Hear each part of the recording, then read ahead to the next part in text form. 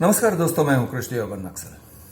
दोस्तों, कई बार हमें ऐसे लगता है कि there is wisdom in the crowd, यानी जो जनता सोचती है, जो जनता समझती है, वो सच होना चाहिए। और एक एक्सप्रेशन भी है, wisdom of the crowd. Public को सब पता है, हम भी कहते हैं, कई बार हम कह देते हैं लूजली स्पीकिंग कि हाँ, पब्लिक को तो सब पता है। अब पब्लिक को तो सब पता है अगर सच है तो यार पब्लिक भगवान में मानती है। जनरली आप कोई भी पब्लिक को पूछोगे बाहर, क्या तुम भगवान में मानते हो? हिंदू, मुस्लिम, सिख, ईसाई, कोई भी कहेगा भाई हाँ। जनरली किसी से भी पूछो तो भाई हाँ, तो मेजॉरिटी भगवान में मानते हैं। कौन से भगवान में मानते हैं उसमें बहुत सारा डिफरेंस ऑफ ओपिनियन है। हिंदू और हिंदू के बीच में भी बड़े बड़े डिफरेंसेस ऑफ ओपिनियन निकल आएंगे कि भगवान की परिभाषा क्या है, परमात्मा की परिभाषा क्या है, उसमें डिफरेंसेस ऑफ ओपिनियन आएंगे। परमात्मा को क्या चाहिए? क्या परमात्मा को चाहिए कि आप नॉनवेज खाओ? क्या परमात्मा को पसंद है कि आप जानवरों की बलि चढ़ाओ, या नारियल की बलि चढ़ाओ, या दूध की बलि चढ़ाओ, या किसी भी चीज को सैक्रिफाइस करो? क्या भगवान को ये चाहिए? तो इसको लेके बहुत सारे डिफरेंसेस ऑफ ओपिनियन है। कोई कहेगा हाँ, कोई कहेगा ना। कोई मुसलमान है तो जनरली कहेगा भाई बकरी को ये करना, बेसिकली बलि चढ़ाना, वही तो है। तो भगवान को प्रसन्न करने का एक तरीका है, अल्लाह को प्रसन्न करने का तरीका है। जैन से पूछो, वो कहेगा भाई मेरे भगवान कहते हैं कि किसी भी जीव को कोई तकलीफ ना हो उस तरह से हमें बर्ताव करना चाहिए, हमें नॉन वायलेंट रहना चाहिए। नॉन वायलेंट रहना ही यानी एकदम दैविक बिहेवियर है, गॉडली डिवाइन बिहेवियर है। ये जैन का मानना है। तो मान्यताएं अलग अलग हैं, लेकिन कुछ है वहां पे, there is something out there. वहां पर कुछ है जो हमारे समझ से परे है, और वो कुछ है मतलब वहां पर कोई है जो हमारी समझ से परे है। कोई है मतलब भाई कोई जो परमात्मा है, जो डिवाइन है, जो ऑल पावरफुल है, जो हर जगह है, वगैरह वगैरह वगैरह, जो मृत्यु दंड दे सकता है इंसानों को, जो कर्म के चक्कर में आपको पीस सकता है, आपको चक्की में पीसेगा आपको। आपने किसी को दर्द पहुंचाया तो वो आपको दर्द देगा, आपको पनिशमेंट देगा, आपके ऊपर श्राप डालेगा, वगैरह वगैरह वगैरह। ये सब टाइप के सारे कंसेप्शंस हैं। तो मुझसे एक सवाल आता है, मुझे कभी कभी एक सवाल को फेस करना पड़ता है कि भाई कृष्ण, अगर इतने सारे लोग, अलग अलग कल्चर के लोग, दुनिया के कोई अफ्रीका से है तो वो भी कहता है परमात्मा है, किसी तरह का परमात्मा है। अरेबिया के रेगिस्तान के लोग भी वही कह रहे हैं, जंगल प्रदेशों के लोग भी वही कह रहे हैं, भारत में तरह तरह के देवी देवताओं के मंदिर बन चुके हैं और वेदांत लिखे गए हैं उस पर, और अलग अलग क्षेत्रों में यानी डॉक्यूमेंटेड है। इजिप्शियंस, एंशिएंट इजिप्शियंस भी किसी तरह के देवी देवताओं में तो मानते थे। तो तुम कैसे कह सकते हो कि वो सारे गलत थे और तुम सही हो, कि कुछ भी नहीं है? तुम्हारा आर्ग्यूमेंट क्या है? मुझसे ऐसे पूछा जाता है, तुम्हारा आर्ग्यूमेंट क्या है कि इतने सारे लोग गलत कैसे हो सकते थे? पहले ये तो समझाओ, इतने सारे लोग गलत कैसे हुए? और तुम ऐसे तो नहीं कह सकते कि तुम अकेले इंटेलेक्चुअल हो, बुद्धिजीवी हो। यानी मैं, ऑफ कोर्स मैं ये नहीं कह रहा हूं मैं अकेला एथीस्ट हूं, बहुत सारे और एथीस्ट भी हैं जो भगवान में नहीं मानते हैं, या किसी तरह की परमात्मा में नहीं मानते हैं, किसी तरह के सुपरनैचुरल में नहीं मानते हैं। लेकिन तुम नास्तिक लोग, उस तरह से भी सवाल को फ्रेम किया जा सकता है, तुम नास्तिक लोग ऐसे समझते हो कि तुम ही ज्ञानी हो, तुम ही यानी तुम्ही ने सही तरह से दुनिया को समझा है। और जो लोगों ने वेदांत वगैरह लिखा है, हमारे ऋषि मुनि, तो जब आप ऋषि मुनि कहते हो तो ऑटोमेटिकली उसमें विजडम तो वैसे ही ऑटोमेटिक आ जाता है कि वो तो वाइज है, वो तो भाई ज्ञानी है, उन्होंने तो तपस्या किए थे, कई बरसों के तपस्या। तुम क्या करते हो? तुम तो छिछोरे हो, तुम तो इधर उधर कुछ ना कुछ काम करते हो, यूट्यूबर हो यार। तुम कौन हो?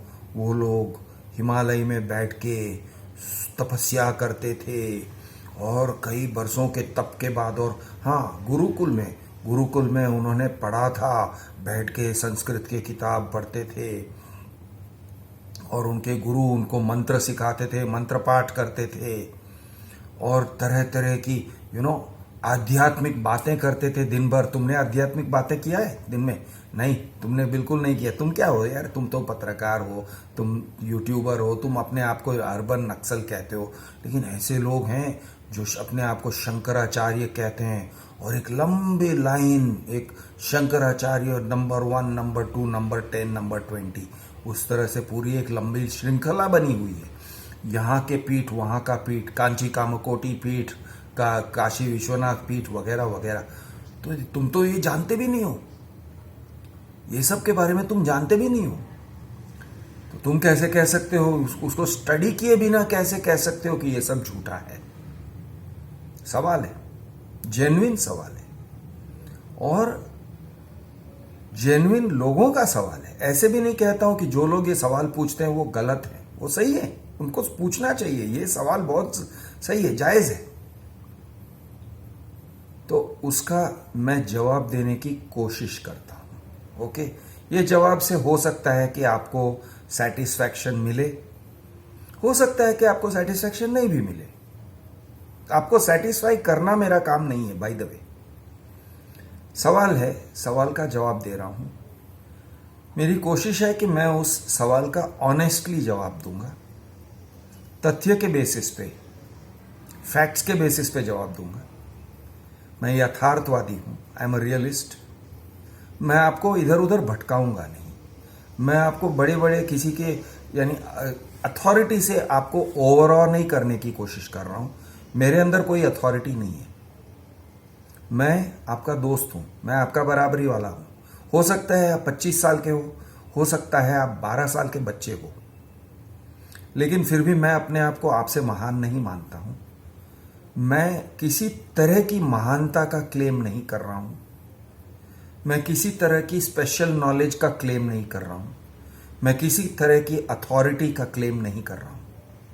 मैं आपके साथ सिर्फ और सिर्फ रीजनिंग, लॉजिक की भाषा से बात करूंगा। अगर आपके समझ में आया और आपने स्वीकार किया मेरे जवाब को, तो अच्छा है, मैं खुश हूं।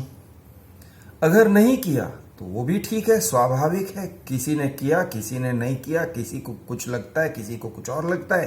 तो यही दुनिया है, यही मानवता है। सभी लोग एक ही व्यू को तो एक्सेप्ट करने वाले नहीं है, तो नॉर्मल है। तो मैं खुश हूं। तो अब मेरा जवाब ऐसे है, सुनिए। पहले ये समझ लीजिए कि मैं किसी भी टाइप के सुपरनैचुरल में मानता नहीं हूं।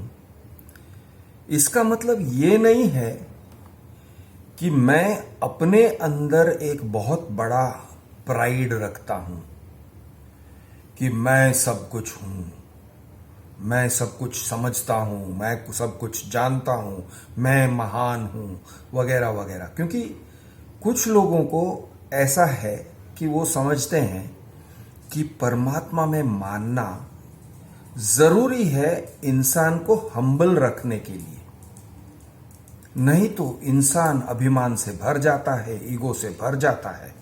क्योंकि इंसान का स्वभाव ही, एक तरह से देखा जाए तो अभिमान करना उसका स्वभाव है, ईगो करना उसका स्वभाव है।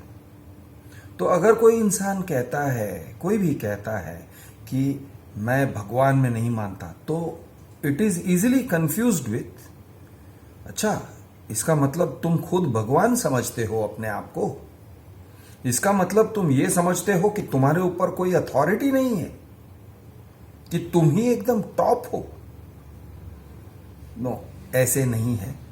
तो this is not about authority.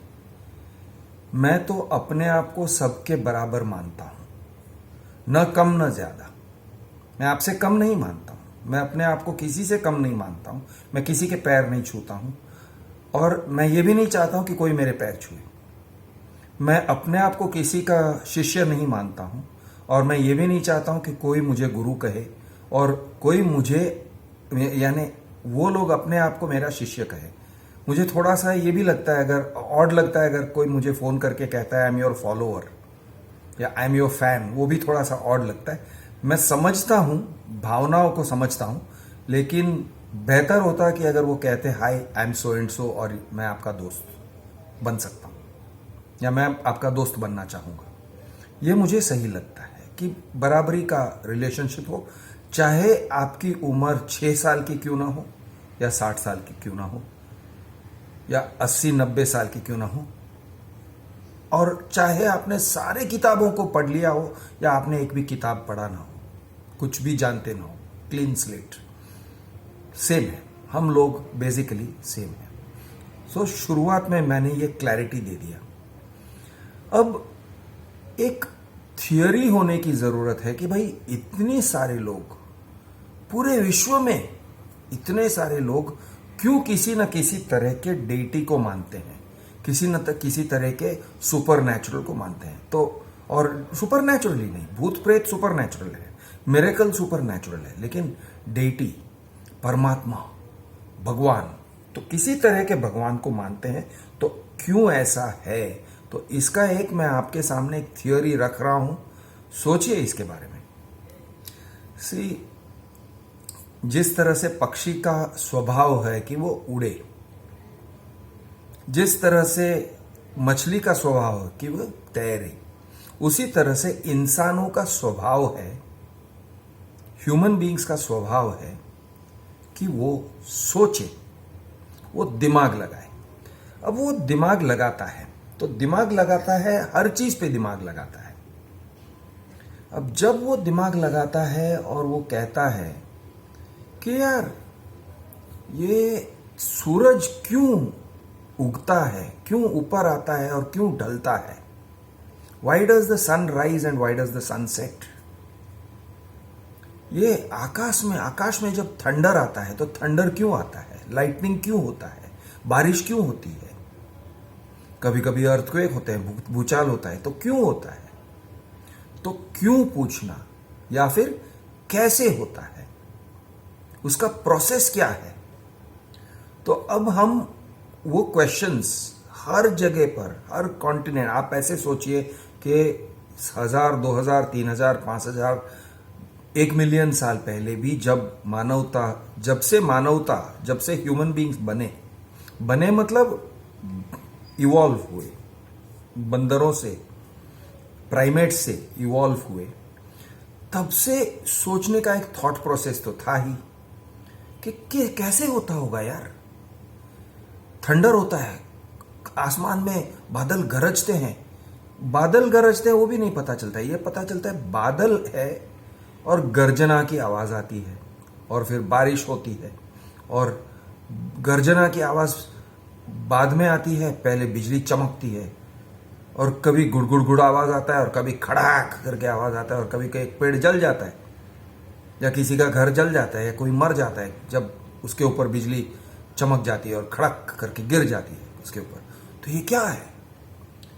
तो ये सवाल जो है, ये क्या है, ये कैसे हो रहा है, इसको 2 तरीके से फ्रेम किया जा सकता है। एक आप इस तरह से फ्रेम कर सकते हो, ये क्या हो रहा है, ये किस प्रोसेस से हुआ है।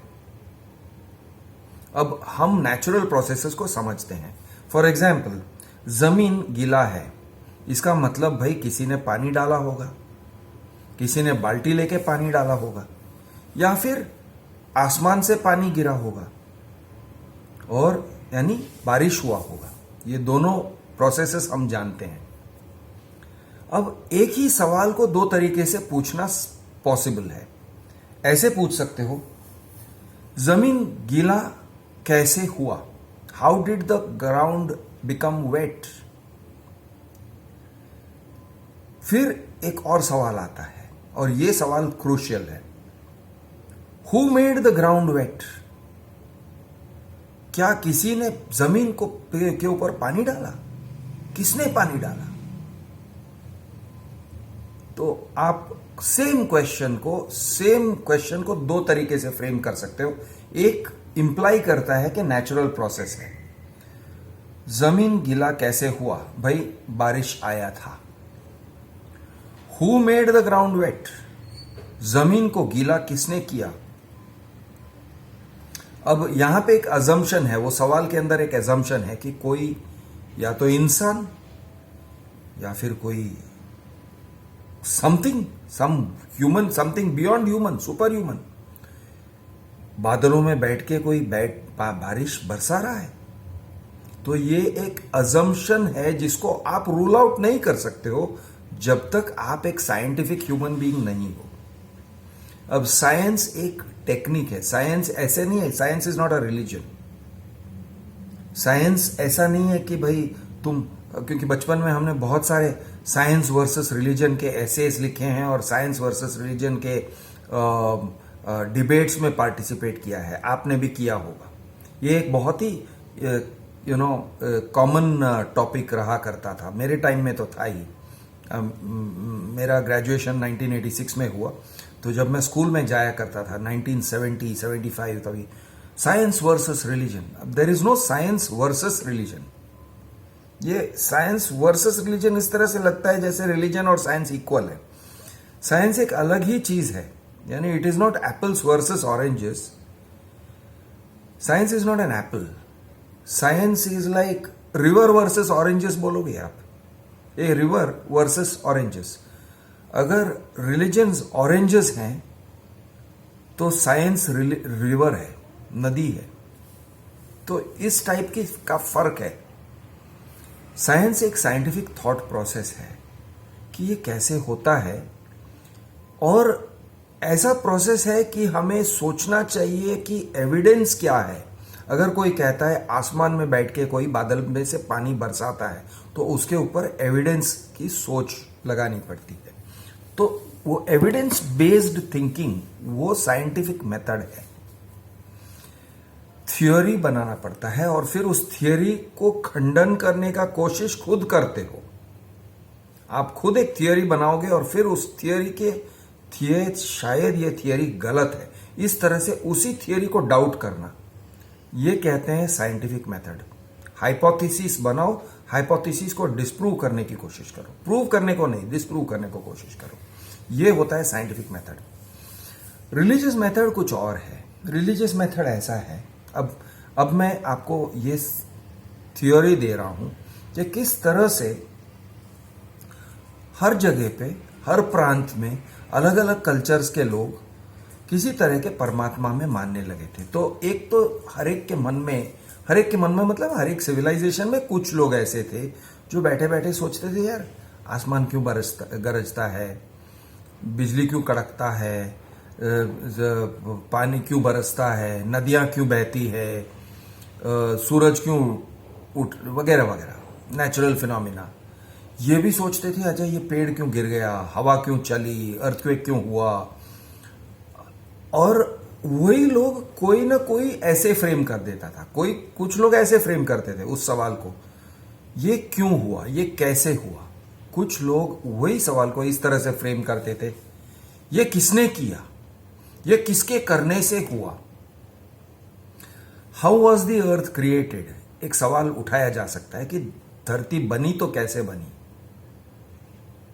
दूसरा एक सवाल ऐसे किया जा सकता है, हु क्रिएटेड द अर्थ, किसने क्रिएट किया। अब दोनों का इंटेलेक्चुअल लेवल सेम होगा, मैं ऐसे नहीं कह रहा हूं कि जिसने क्वेश्चन को इस तरह से फ्रेम किया वो गलत है, हु क्रिएटेड द अर्थ।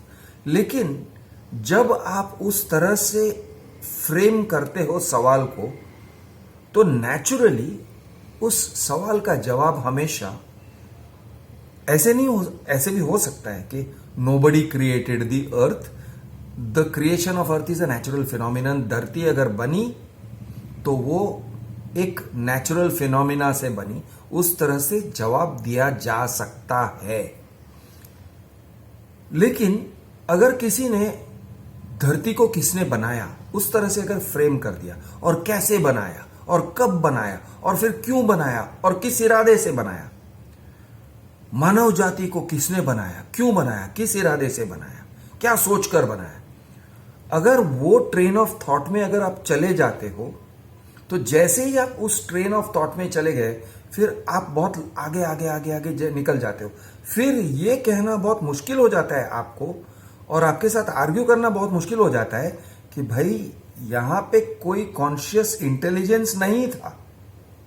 क्योंकि जैसे ही आप कहते हो तो भाई वहां से जवाब आता है, देखो जिसने भी धरती को बनाया, आसमान को बनाया, पर्वतों को बनाया वगैरह, वो बहुत पावरफुल है, वो बहुत, उसके अंदर बहुत क्रोध है, और तुम उसके अस्तित्व पर सवाल उठाते हो।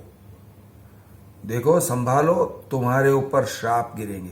और उन दिनों में बीमारी आ जाती थी, किसी ने अगर सवाल उठाया और दूसरे दिन उसने कुछ ऐसा खा लिया जिससे उसको बैक्टीरियल इन्फेक्शन हो गया, या फंगस खा लिया और बाद में वो मर गया, पॉइजनिंग हो गया, या सांप ने डस लिया, तो लोग कहेंगे देखो देखो देखो, कल वो क्वेश्चन कर रहा था, वो सवाल उठा रहा था, आज वो मर गया है, मतलब सुपर नेचुरल है, वो भगवान को अच्छा नहीं लगा इसलिए इसे सांप ने डस लिया।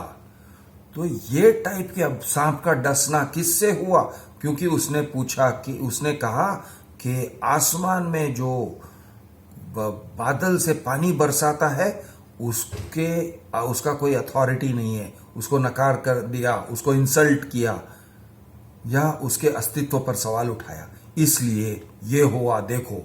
तो इस तरह से सुपरस्टिशियस फियर होना बहुत आसान था।